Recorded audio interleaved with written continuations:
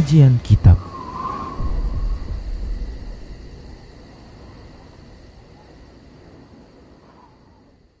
Bismillah, assalamualaikum warahmatullahi wabarakatuh. Innal hamdalillah nahmaduhu wa nasta'inuhu wa nastaghfiruh wa na'udzu billahi min shururi anfusina wa min sayyiati a'malina. May yahdihillahu fala mudilla lahu wa may yudlilhu fala hadiya lahu. Wa asyhadu an la ilaha illallah wahdahu la syarika lahu wa asyhadu anna Muhammadan abduhu wa rasuluhu sallallahu alaihi wasallam. Qala Allah tabaraka wa ta'ala, ya ayyuhalladzina amanu taqullaha haqqa tuqatih wa la tamutunna illa wa antum muslimun. Ya ayyuhan nasu taqu rabbakumul ladzi khalaqakum min nafsin wahidah wa khalaqa minha zawjaha wa bassa minhuma rijalan katsiran wa nisaa'a wattaqullaha alladzi tasaaluna bihi wal arham innallaha kana 'alaikum raqiba. Ya ayyuhalladzina amanu taqullaha wa qulu qawlan sadida yuslih lakum a'malakum wa yaghfir lakum dhunubakum wa may yuti'illaha wa rasulahu faqad faza fawzan 'azima. Amma ba'd, fa inna asdaqal hadisi kitabullah wa khairal huda huda Rasulillah sallallahu alaihi wasallam wa syarrul umuri muhdatsatuha wa kullu muhdatsatin bid'ah wa kullu bid'atin dhalalah wa kullu dhalalatin finnar. Alhamdulillah, kembali kita bersyukur kepada Allah tabaraka wa ta'ala yang selalu memberikan nikmatnya kepada kita. Salawat dan salam kita ucapkan untuk Rasulullah sallallahu alaihi wasallam. Semoga Allah subhanahu wa ta'ala memberikan taufik kepada kita agar kita selalu tetap berada di atas petunjuk Rasulnya dan di atas ketaatan kepadanya sampai Allah subhanahu wa ta'ala menentukan kematian untuk kita. Para hamba Allah rahimani wa rahimakumullah,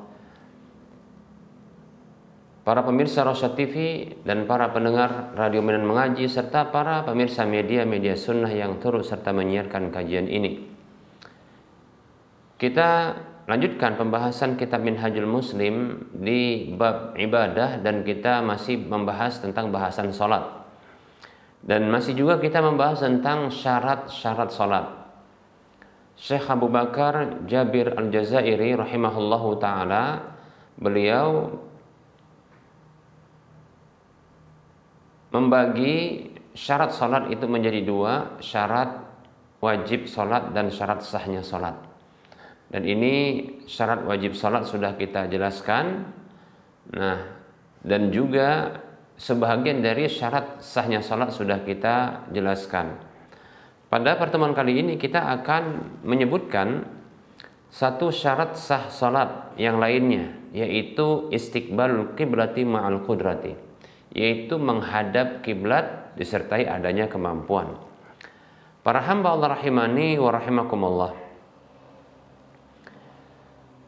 menghadap kiblat ketika salat disertai dengan adanya kemampuan ketika itu, ini merupakan syarat sahnya salat berdasarkan ijma' para ulama, yaitu kesepakatan seluruh para ulama tanpa ada perbedaan pendapat sedikit pun di kalangan mereka.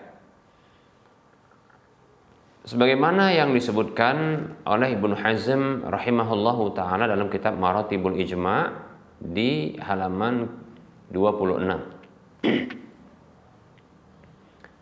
Baik para hamba Allah rahimani wa rahimakumullah, dalil-dalil yang menunjukkan bahwasanya menghadap kiblat disertai adanya kemampuan ini merupakan syarat sahnya salat didasari beberapa dalil berikut ini. Yang pertama adalah firman Allah Subhanahu wa taala di dalam surah Al-Baqarah 144.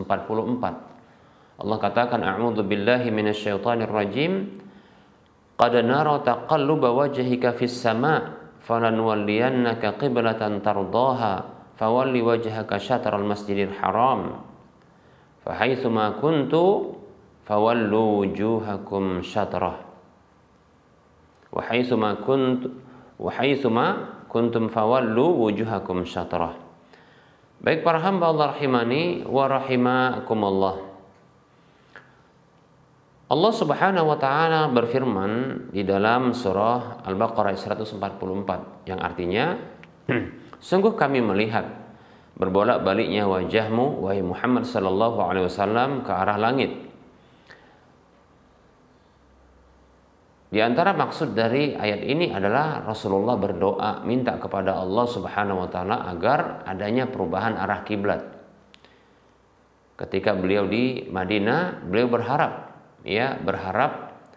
agar kiblat itu bisa berubah ke arah Masjidil Haram Dahulu tatkala beliau berada di Mekah, beliau sholat, maka beliau menghadap dua kiblat sekaligus atau menghadap dua sekaligus masjid. Yang pertama adalah Ka'bah, Masjidil Haram yang langsung sejajar diarahkan ke arah Baitul Maqdis, yaitu Masjidil Aqsa, demikian. Namun tatkala beliau di Madinah, karena diperintahkan oleh Allah Subhanahu wa taala untuk berhijrah ke Madinah, maka beliau hanya akhirnya sholat dengan menghadap Masjidil Aqsa saja, sembari membelakangi Masjidil Haram, demikian. Dan ini yang membuat Nabi sallallahu alaihi wasallam bersedih meninggalkan Masjidil Haram, demikian. Maka Rasulullah SAW berbolak-balik wajah beliau ke arah langit meminta kepada Allah Subhanahu wa taala agar adanya terjadi perubahan arah kiblat, demikian. Baik para hamba Allah rahimani wa rahimakumullah. Maka Allah kabulkan permintaan beliau. Falanuwalliyannaka qiblatan tardaha. Maka sungguh benar-benar kami akan palingkan untukmu kiblat yang engkau ridhai. Fawalli wajhaka syatral Masjidil Haram. Maka arahkanlah wajahmu ke arah Masjidil Haram, Wa haitsuma kuntum fawallu wujuhakum syatrah. Dan di mana saja kalian berada. Nah, ini terarah kepada Nabi sallallahu alaihi wasallam dan umatnya. Wa haitsuma kuntum, di mana saja kalian berada, fawallu wujuhakum syatrah. Maka hadapkanlah, arahkanlah wajah-wajah kalian itu ke arahnya, yaitu ke arah Masjidil Haram, demikian. Baik para hamba Allah rahimani wa rahimakumullah. Dalil yang lain itu dalil firman Allah Subhanahu wa taala. Berikutnya adalah dalil hadis. Hadis yang dikeluarkan oleh Imam Al-Bukhari dalam kitab sahihnya dan Imam Muslim dalam kitab sahihnya, demikian pula Imam An-Nasa'i dalam kitab Sunannya. Dari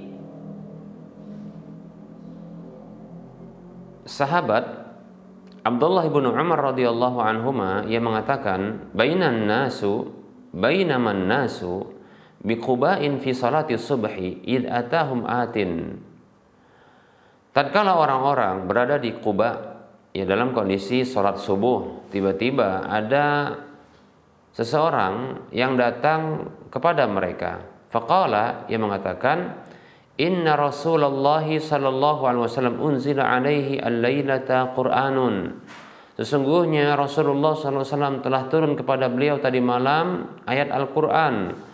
Wa qad umira an yastaqbilal Ka'bata, dan beliau diperintahkan untuk menghadap ke arah Ka'bah. Fastaqbiluha, maka menghadaplah ke arah Ka'bah, Wa kanat wujuhuhum ila Syam. Tadinya wajah-wajah mereka itu ketika sholat subuh itu menghadap ke arah Syam, ke arah Syam, Jadi antara arah Syam, yaitu arah Baitul Maqdis, Masjidil Aqsa, dengan Masjidil Haram itu berkebalikan, berkebalikan. Jadi perlu kita ketahui bahwasanya, penduduk Madinah, arah Syam mereka itu adalah arah utara, arah Baitul Maqdis atau arah Masjidil Aqsa itu adalah arah utara bagi mereka. Adapun arah Masjidil Haram atau Ka'bah, bagi penduduk Madinah adalah arah selatan, demikian ya. Jadi ketika masih berlaku kiblat bagi kaum muslimin sebelum adanya perubahan kiblat, maka kaum muslimin yang ada di Madinah salat itu menghadap ke arah utara, ya, menghadap ke arah Masjidil Aqsa di Syam, demikian ya, ke arah utara. Nah, tentunya membelakangi arah selatan, yang itu merupakan arah Masjidil Haram. Nah, seperti itu. Baik para hamba Allah rahimani wa rahimakumullah, tatkala ada perintah untuk menghadap ke arah Masjidil Haram, maka ya fastadbaru, mereka pun ya fastadbaru, yaitu mutar ke belakang, ilal Ka'bah. Mereka itu ya ke arah Ka'bah, demikian ya. Jadi ini 180 derajat ya.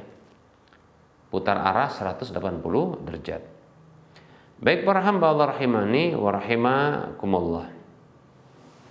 Ini hadisnya hadis yang sahih ya.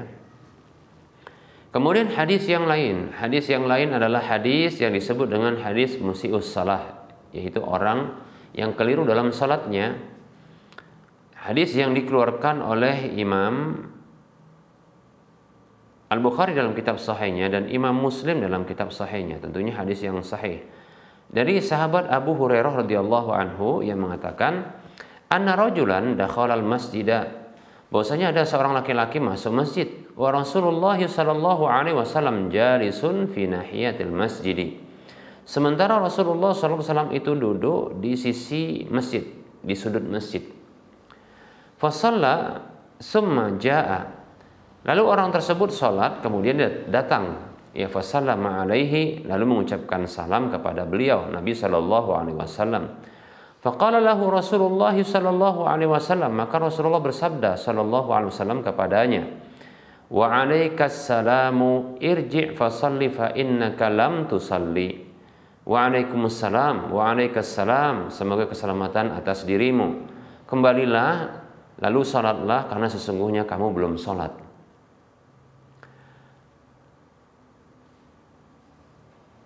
Faqala fi saniyati au fillati ba'daha, ya. Maka orang tadi itu mengulangi karena ada perintah Nabi untuk melakukan sholat. Namun Rasulullah SAW pun tetap mengucapkan kalimat yang sama, yaitu perintah ya untuk kembali sholat karena sesungguhnya dia belum sholat sampai ketiga kali. Maka orang tadi pada kali ketiga pun mengatakan, ya, laki-laki tersebut mengatakan, alimni ya Rasulullah, ya, ajarkan kepadaku hai Rasulullah, ya, yaitu tata cara salat tersebut.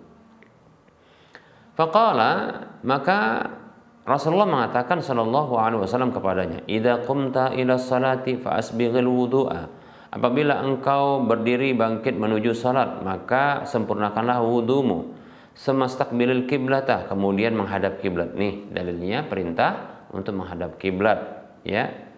Sebagaimana wudhu itu merupakan syarat sahnya salat, maka demikian pula menghadap kiblat merupakan syaratnya salat. Kemudian baru fakabbir, bertakbirlah kalau ini sudah masuk kepada rukun, bertakbirlah yaitu takbiratul ihram. Semaqra bima tayassara ma'aka minal Qur'an, kemudian bacalah ya dengan apa yang mudah bagimu bersamamu dari Al-Qur'an, yaitu Al-Fatihah, ya. Sumarka hatta tatma'inna raki'an, kemudian rukuklah sampai tenang rukukmu. Sumarfa hatta taswiya qa'iman, kemudian bangkitlah sampai engkau lurus dalam berdiri. Nah, ini adalah i'tidal. Sumasjud hatta tatma'inna sajidan, kemudian sujudlah sampai engkau tenang dalam sujud. Ini adalah sujud yang pertama. Sumarfa hatta tatma'inna jalisan, kemudian bangkitlah sampai tenang dudukmu. Ini menunjukkan bahwasanya ini duduk di antara dua sujud. Summa hatta tatma'inna sajidan, summa irfa, kemudian semasjud hatta tatma'inna sajidan, kemudian ya sujudlah ya sampai engkau tenang sujud dalam sujudmu. Ini menunjukkan bahwasanya sujud kembali ini merupakan sujud yang kedua, ini merupakan rukun dari rukun-rukun salat. Summa rfa' hatta tatma'inna jalisan summa fa'al dzalika fi salatika kulliha. Kemudian bangkitlah, itu bangkit untuk menuju rakaat berikutnya, ya, sampai tenang duduk. Nah, ini adalah dikatakan duduk istirahat menuju rakaat berikutnya. Summa fa'al dzalika fi salatika kulliha, ya. Kemudian lakukan hal seperti itu ya di dalam salatmu seluruhnya. Demikian. Hadis ini hadis yang sahih riwayat Bukhari dan Muslim. Baik para hamba Allah rahimani wa rahimakumullah. Nah, ini dalil-dalil yang menunjukkan bahwasanya menghadap kiblat ketika salat disertai adanya kemampuan ini merupakan syarat sahnya salat. Baik para hamba Allah rahimani wa rahimakumullah. Perlu kita ketahui. Dan ini yang menjadi masalah di kalangan kaum muslimin yang bisa dikatakan ini permasalahan kontemporer saat ini. Lebih-lebih di Indonesia. Ya. Apa itu? Masalah terkait dengan miringnya posisi salat, ya. Orang-orang yang sholat di dalam masjid ketika terjadi perubahan kiblat itu bagi mereka. Yang perubahan kiblat ini didasari dengan adanya temuan teknologi yang bisa menentukan arah kiblat, dianggap akurat demikian. Nah, seperti itu. Ya. Lintang dan bujurnya, ya. Nah, seperti itu. Maka kita katakan fenomena seperti ini sesungguhnya fenomena yang menunjukkan tidak fahamnya tentang ya hakikat perintah menghadap kiblat. Saya katakan demikian. Andaikan ya mengetahui hakikat perintah menghadap kiblat ketika hendak salat yang itu merupakan syarat sahnya salat, tentunya tidak akan terjadi ya perubahan ya pada posisi sholat yang sampai ini membuat jeleknya masjid, sampai jeleknya ya masjid ini. Kita lihat ya sebahagian masjid itu orang-orang yang sholat itu miring sedikit ke arah kanan dari posisi kiblatnya. Bahkan ada sebahagian masjid yang sampai merombak masjidnya dengan dana yang tidak sedikit. Tidak mungkin itu hanya sekedar ya 1 juta, 2 juta, puluhan juta, itu mungkin masuk kepada 100-an juta demikian. Yang paling mudah dan paling gampang adalah sekedar membuat miring saja, tapi ini merusak ya estetika masjid tersebut. Miring-miring gitu masjidnya. Para hamba Allah rahimani rahimakumullah, andaikan ya kajian ini ditonton oleh kaum muslimin banyak, semoga ini bisa memberikan pencerahan kepada mereka. Ketahui ya kaum muslimin rahimani rahimakumullah, sesungguhnya ya menghadap kiblat itu ada dua macam. Ada 2 bentuknya. Pertama adalah menghadap kiblat tatkala kiblat itu terlihat. Ketika terlihat Ka'bah atau terlihat Masjidil Haram, demikian.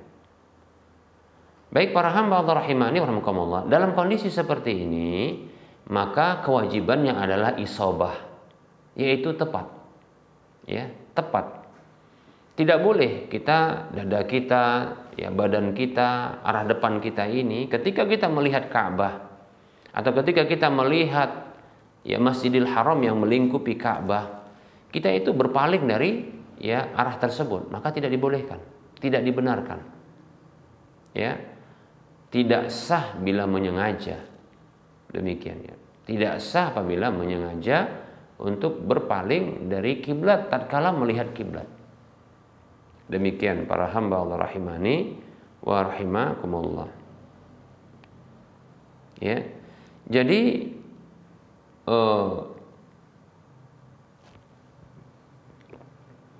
kalau bisa kita katakan idza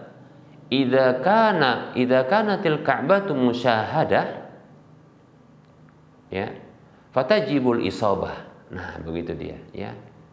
Apabila Ka'bah itu atau Masjidil Haram itu dia itu disaksikan, dilihat oleh mata dengan mata telanjang dan itu terlihat langsung, maka fatajibul isabah, maka wajib ketika itu tepat untuk menghadap. Ini kondisi yang pertama, ini bentuk yang pertama. Baik para hamba Allah rahimani wa rahimakumullah. Tidak ada perbedaan pendapat dalam masalah ini. Ya, tidak ada perbedaan pendapat dalam masalah ini. Tentunya ini dalam kondisi ketika ada di tanah haram. Ya, ketika Anda contohnya berada di pelataran Ka'bah, maka wajib isabah. Ya. Tatkala Anda berada di masjid, maksudnya di bangunan masjidnya yang melingkupi Ka'bah itu, maka wajib bagi Anda untuk isabah, tepat menghadap ke Ka'bah.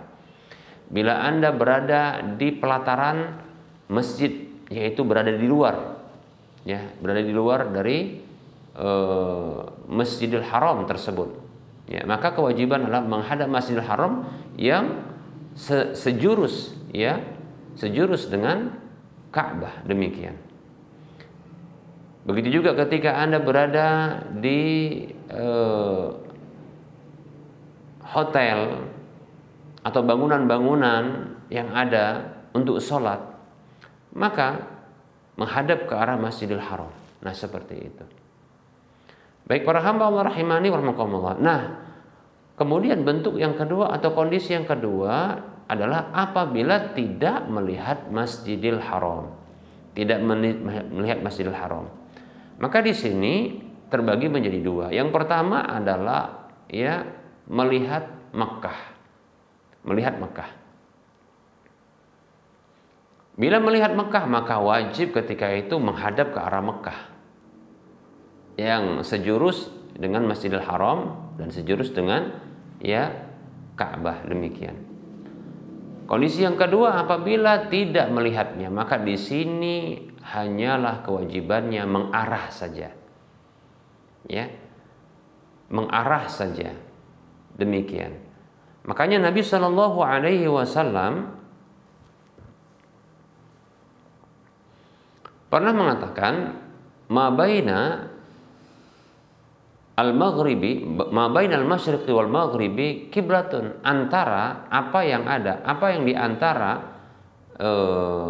timur dan barat. Bagi penduduk Madinah, kata Rasulullah, apa yang ada di antara timur dan barat adalah kiblat. Coba bayangkan, timur dan barat itu ya, itu begitu luas. Ya. Itulah arah selatan. Ya, bagi penduduk Madinah, arah selatan itu adalah arah Mekah, demikian. Tapi tidak ada kewajiban untuk isabah tepat. Demikian para hamba Allah rahimani wa rahimakumullah. Ya. Maka tentunya ini merupakan tindakan berlebihan. Tindakan berlebihan tatkala ya memaksakan diri untuk tepat dalam kondisi tidak melihat Ka'bah, tidak melihat Masjidil Haram, tidak melihat Mekah. Ya, ini merupakan tindakan takalluf, ya, memberatkan diri, memaksakan diri, demikian. Baik para hamba Allah rahimani wa rahimakumullah. Ya. Tidak ada kewajiban ketika tidak melihat Ka'bah, tidak melihat Masjidil Haram, tidak melihat Mekah untuk tepat menghadap ke arah Ka'bah, Masjidil Haram atau Mekah itu, karena tidak terlihat. Maka yang ada hanyalah menghadap ke arah. Ya. Fawalli wajhaka syatral Masjidil Haram wa haitsu ma kuntum fawallu wujuhakum syatrah. Maka hadapkanlah wajahmu wahai Muhammad sallallahu alaihi wasallam, ya, syatral Masjidil Haram, ke arah Masjidil Haram, arah, bukan tepat ke Masjidil Haram, bukan. Ya. Fawalli wajhaka syatra, jihah, ya. Hadapkanlah wajahmu, ya, syatra. Syatra ini adalah arah, jihah, artinya jihah, arah Masjidil Haram. Wa haitsu ma kuntum, di mana saja kalian berada, termasuk di Indonesia kalau begitu. Fawallu wujuhakum, hadapkanlah wajah kalian, ya, syatrah, ke arahnya. Demikian, ke arah Masjidil Haram. bukan tepat ke Masjidil Haram. Para hamba Allah rahimani wa rahimakumullah, saya akan ajak Anda untuk menggunakan logika Anda. Kalaulah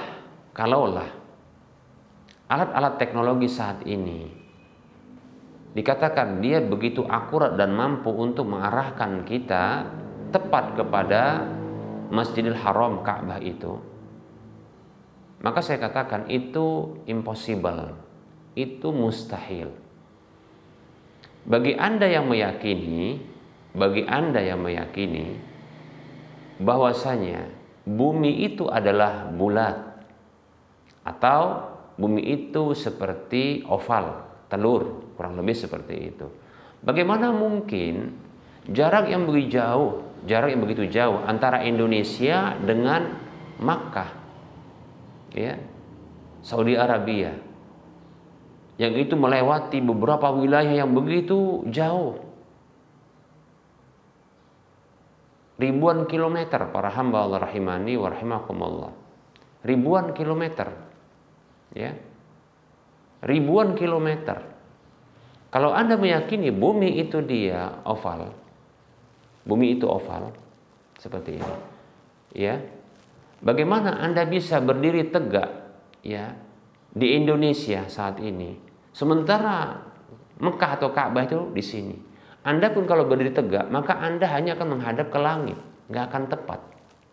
Kalau Anda meyakini bumi itu adalah bulat, sehebat apapun alat yang canggih itu bisa menetapkan keakuratannya dengan keakuratannya untuk tepat ke arah Masjidil Haram, Ka'bah itu, ketahuilah Anda berdiri tegak, Anda itu menghadap ke arah langit. Bisakah tepat? Mustahil. Dan Allah Maha Tahu, makanya Allah perintahkan untuk menghadap ke arahnya saja. Ke arahnya saja. Jadi sekedar arah. Demikian. Bukan isobah tepat. Demikian. Coba gunakan logika kita. Maka tidak perlu untuk, ya, mengeluarkan biaya yang besar untuk merubah masjid.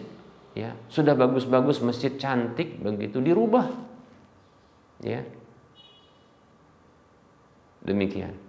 Walaupun saya katakan perubahan tersebut, ya, itu masih ke arah Masjidil Haram, tidak perlu dirubah lagi, karena akan membutuhkan biaya lagi. Karena itu adalah antara utara dan selatan, selatan dan utara. Itu adalah ke arah juga, ke arah Masjidil Haram. Hanya saja ini bagi masjid-masjid baru yang belum mendapatkan seperti ini, tidak perlu mengalami perubahan, tidak perlu dirubah, mungkin biaya yang besar. Nah, seperti itu. Ya. Adapun masjid yang hanya dia, ya, mendapatkan kerusakan estetika dari sisi hanya menghadap ke arah kanan sedikit begitu, ya, maka kembalikan ke asal, karena itu sudah tepat menghadap ke arah seperti itu, menghadap ke arah Ka'bah. Karena perintahnya ketika tidak melihat Ka'bah, ya, sebagaimana Allah perintahkan kepada para hambanya dan Nabi sallallahu alaihi wasallam yang ada di Madinah untuk menghadap ke arahnya saja. Demikian. Baik para hamba Allah rahimani wa rahimakumullah. Semoga dengan penjelasan ini Anda tercerahkan, ya. Tidak perlu kita gontok-gontokkan. Yang saya maksudkan adalah tindakan tersebut, fenomena yang terjadi ini merupakan bentuk memaksakan diri. Walaupun setelah dipaksakan itu ternyata juga masih dalam kondisi menghadap ke arah Ka'bah atau kiblat. Hanya saja kita katakan, jangan sampai masjid-masjid yang belum mengalami hal seperti ini itu harus memaksakan diri pula, harus dirubah dengan melakukan biaya yang besar, yang tidak kecil itu biayanya. Demikian. Adapun masjid-masjid yang hanya jemaah sholatnya itu menghadap miring ke arah kanan sedikit, silahkan, ya, kembali perbagus estetika masjidnya, ya, dengan cara menghadap ke arah, ya, ke arah yang semula. Itu juga ya sudah memenuhi kewajiban menghadap ke arah Ka'bah, demikian ya. Ingat, harus dibedakan antara melihat Ka'bah, melihat kiblat itu dengan tidak melihat Ka'bah atau kiblat itu. Baik para hamba Allah rahimani wa rahimakumullah.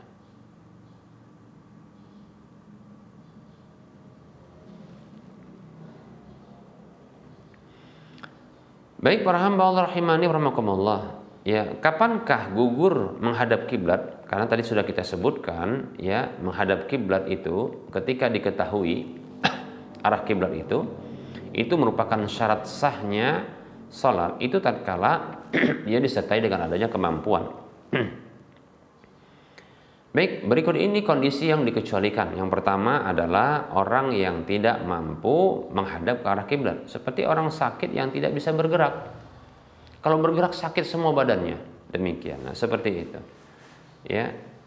Dan tidak ada pula orang yang bisa mengarahkannya ke arah kiblat. Ya. Contohnya orang di rumah sakit, dalam kondisi dia sakit tidak bisa bergerak. Ya. Sementara ketika itu dia sudah mendapatkan masuknya waktu sholat, ya, dan dia ingin sholat, dan jadwal kunjungan keluarganya itu akan diberlakukan ketika sudah lewat beberapa waktu sholat, demikian. Maka ya lebih-lebih contohnya tidak ada baik itu dari perawat, dokter yang bisa membantunya, maka ketika itu dia sholat. Itu dalam kondisi ya sholat kemanapun dia mengarah, seperti itu. Ya, tentunya dia bertayamum karena tidak bisa menggunakan air, karena tidak bisa bergerak untuk mendapatkan air, dan barangkali termasuk orang yang tidak boleh kena air, demikian. Maka dia bertayamum kemudian sholat dalam kondisi seperti itu. Fattaqullaha mastata'tum, dalam surat Taghabun ayat 16. Ya, kata Allah Subhanahu Wa Taala, bertakwalah kepada Allah semampu kalian, demikian. La yukallifullahu nafsan illa wus'aha, kata Allah dalam surah Al-Baqarah ayat 286. Ya, Allah tidak memberikan beban kepada satu jiwa kecuali sesuai dengan kemampuannya, demikian. Kemudian yang kedua adalah orang yang tersamarkan bagi dia kiblat itu. Seperti contohnya orang yang berjalan di satu perjalanan, seperti contohnya padang pasir atau hutan, ya, hutan belantara, atau satu tempat yang tidak bisa ya diketahui kiblat itu, baik itu dari arah bintang gemintang, ya, arah bintang-bintang yang di langit tidak bisa ditentukan, dan itu jauh dari pemukiman sehingga nggak ada orang pun yang ditanya, yang tidak ada satu orang pun yang bisa ditanya, demikian. Nah, seperti itu. Sementara sudah masuk waktu sholat, bahkan akan berakhir sholat, waktu sholat tersebut, maka dia berijtihad ketika itu, ya, lalu dia sholat ke arahnya, demikian, ya, seperti itu. Nah, ternyata apabila didapati ya arah yang sudah dia berijtihad itu keliru, contohnya setelah munculnya matahari, baru ketahuan bahwasanya oh ini ternyata arahnya bukan arah kiblat, karena kalau bagi orang Indonesia kiblat itu adalah arah barat. Nah, ternyata ya dia ke arah selatan contohnya. Maka yang seperti ini ya sudah cukup baginya, tidak perlu baginya untuk mengulangi sholat, demikian, ya. Nah, seperti itu, ya. Namun apabila dalam kondisi masih sholat, seseorang itu sholat mengarah ke arah selain kiblat, dalam kondisi sholat mengarah ke arah selain kiblat. Lalu ternyata ada orang yang tahu bahwasanya orang tersebut sholat ke arah selain kiblat, maka boleh untuk diarahkan ke arah kiblat, dibantu, baik itu dengan ucapan, ya. Namun orang yang sholat jangan menjawabnya, ya, karena bisa batal sholatnya, ya. Cukup baginya adalah mengikuti arahan dari orang yang di luar sholat yang mengarahkannya, atau orang yang di luar sholat tersebut lantas membantunya untuk menghadapkan badannya ke arah kiblat, demikian. Maka yang seperti ini ini sangat baik. Nah, seperti itu. Bahkan orang yang mengarahkan ke arah kiblat itu dia mendapatkan pahala, demikian ya.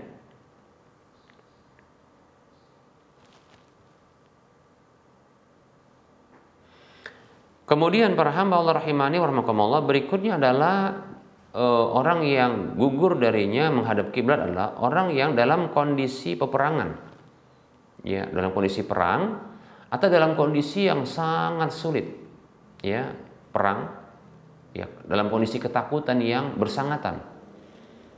Seperti dalam kondisi perang. Ya. Seperti contohnya firman Allah, Allah Subhanahu wa taala berfirman di dalam surah Al-Baqarah ayat 238 dan 239. Allah katakan, a'udzu billahi minasyaitonir rajim. Hafidhu 'alas salawati was salatil wusta wa qumu lillahi qanitin. Fa in khiftum farijalan aw rukbana. Kata Allah Subhanahu wa taala, jagalah ya salat-salat itu dan salat wusta, yaitu salat asar, dan tegaklah berdiri menghadap kepada Allah dalam kondisi tenang. Fa in khiftum, apabila kalian dalam kondisi ketakutan, ya, yaitu peperangan, farijalan aw rukbana, maka berjalan kakinya atau dalam kondisi ya berkendara, silahkan ke arah mana saja ya untuk menghindari atau untuk mengarah ketika itu dalam peperangan, baik itu dengan jalan kaki atau berkendara, maka tidak mengapa di sini karena perintah Allah demikian. Ya. Nah, disamakan dengan seperti itu adalah dalam kondisi-kondisi yang memang menakutkan. Seperti contohnya ketika seseorang dia sholat di masjid, tiba-tiba terjadi gempa yang sangat dahsyat. Maka boleh bagi orang-orang yang sholat tersebut untuk dia bergerak keluar, pindah sholat keluar. Nah, seperti itu boleh, tanpa harus membatalkan sholat. Ya, walaupun dalam mazhab Syafi'i yang seperti ini bergerak lebih daripada 3 kali, ya, ini batal. Namun pendapat yang kuat, bila dibutuhkan bergerak, ya, lebih daripada 3 kali, maka dibolehkan. Nah, seperti itu. Maka tidak mengapa. Nah, tentunya ketika bergerak menuju keluar, ya, itu tentunya menghadap ke arah yang berbeda dari kiblat, demikian ya. Nah, seperti itu. Ya, seperti contohnya berlari untuk menghindari reruntuhan. Nah, seperti itu ketika gempa yang begitu kuat, maka tidak mengapa. Setelah itu melakukan ya sholat penyempurnaannya di luar sholat. Nah, seperti itu ya. Demikian.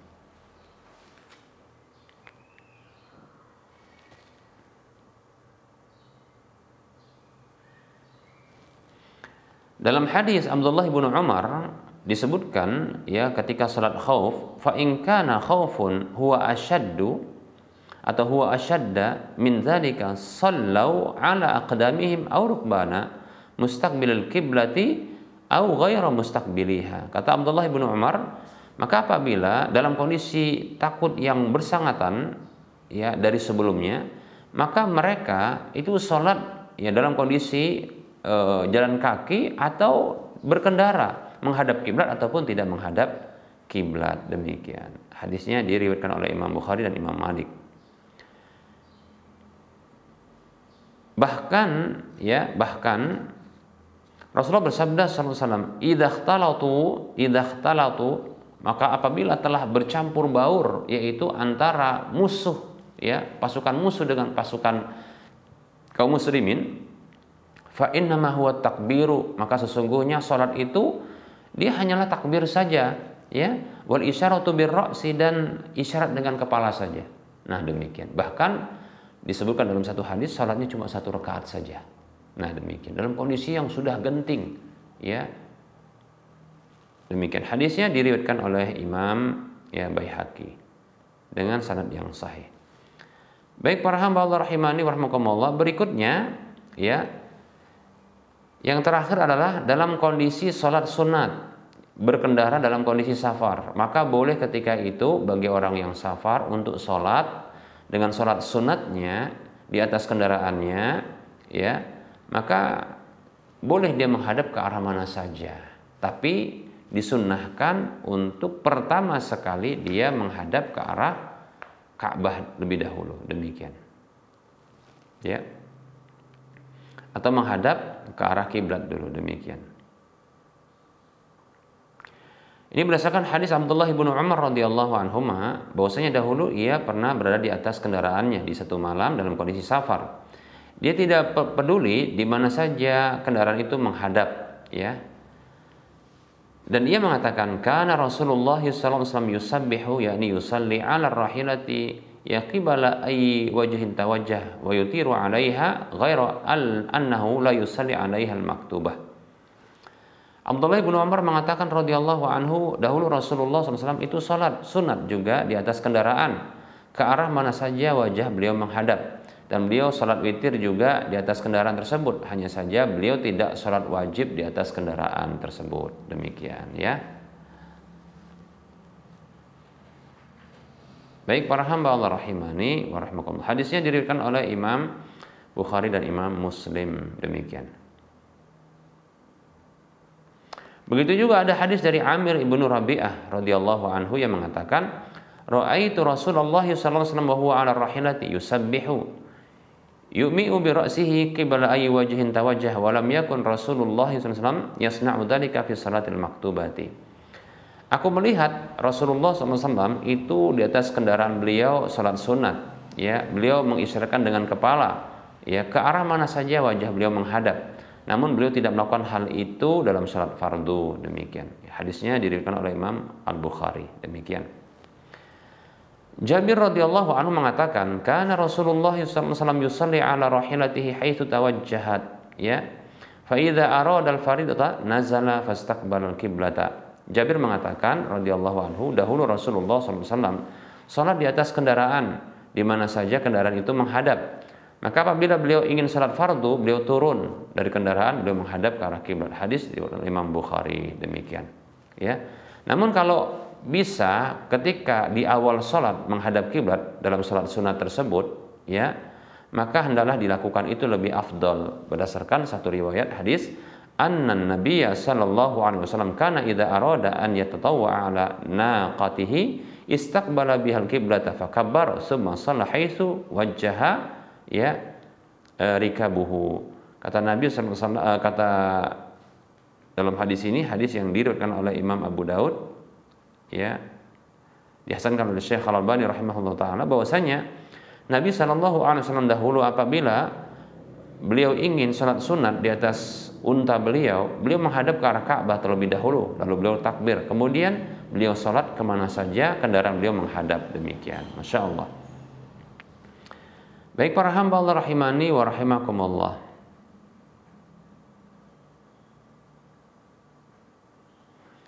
Baik para hamba Allah rahimani wa rahimakumullah. Nah, ini kita ambil satu kasus. Seorang yang safar di atas kendaraan, ya, yang dia ini kendaraan umum yang dia tidak bisa menghentikan, ya, berhenti, turun, ya, sembarangan. Tapi ini kendaraan umum. Nah ini setelah sholat duhur berangkatnya, dan diketahui bahwasanya ini tidak akan berhenti kendaraan ini kecuali nanti dalam kondisi setelah maghrib, demikian. Jadi belum sholat asar. Jadi apakah harus sholat asar di atas kendaraan ini? Dalam kondisi contohnya mungkin sholatnya tidak sempurna, nah seperti ini. Baik, ya, apakah dalam kondisi seperti ini bagaimana? Yang jelas sholat asar ini. Wallahu ta'ala a'lam, ya, maka orang yang seperti ini kondisinya, dia di atas kendaraan belum sholat asar, ya, maka dia sholat asar di waktu asar, ya, dia sholat asar di waktu asar. Dalam kondisi semampunya dia sholat. Kalau tidak bisa berdiri maka duduk, demikian, ya. Nah seperti itu. Kalau dia bisa berwudu maka berwudu. Kalau tidak bisa maka dia tayamum. Nah seperti itu. Baik itu menghadap kiblat atau tidak menghadap kiblat, demikian, ya. Kenapa? Karena sholat di waktu masuknya sholat itu adalah kewajiban yang paling ditekankan untuk syarat-syarat salat yang ada ini. Demikian, ya. Dan dia lebih dikedepankan ketimbang ya menghadap ke arah kiblat. Nah, seperti itu. Wallahu taala alam. Cuma ini satu nih. Tentunya ada namanya tindakan preventif. Ya, yaitu bagi orang yang tahu dia akan berkendara dengan kendaraan umum seperti ini, maka hendaklah dia memastikan ya bahwasanya pihak travel atau supir ya, atau ketika dia membeli tiket dia tanyakan apakah ini ada potensi untuk melakukan sholat ya di waktunya, demikian. Nah begitu, demikian ya. Maka pilih ya kendaraan-kendaraan umum yang ini bisa melakukan sholat itu di waktunya, setidaknya di waktu pertama ketika ada penggabungan sholat. Seperti contohnya kalau dalam perjalanan sebelum zuhur, maka dipastikan kalau bisa nanti berhenti di waktu zuhur atau asar. Demikian. Begitu juga maghrib dengan isya, apakah berhenti di waktu maghrib atau isya, sehingga nanti bisa dijamak, jamak qashar. Nah seperti itu. Baik ya para hamba Allah rahimani wa rahimakumullah. Ya. Nah apabila dalam kasus seperti yang disampaikan, ya kasus seperti ini, bagaimana? Nah pertama sekali adalah apabila ya bisa dinego untuk turun sebentar, ya supirnya tersebut, ya untuk menghentikan sholat sehingga bisa sholat, contohnya turun di masjid. Nah dinego, aku negosiasi apakah dengan membayar atau dengan membujuknya, maka ini bagus ya. Namun kalau tidak ya maka sholat di atas kendaraannya.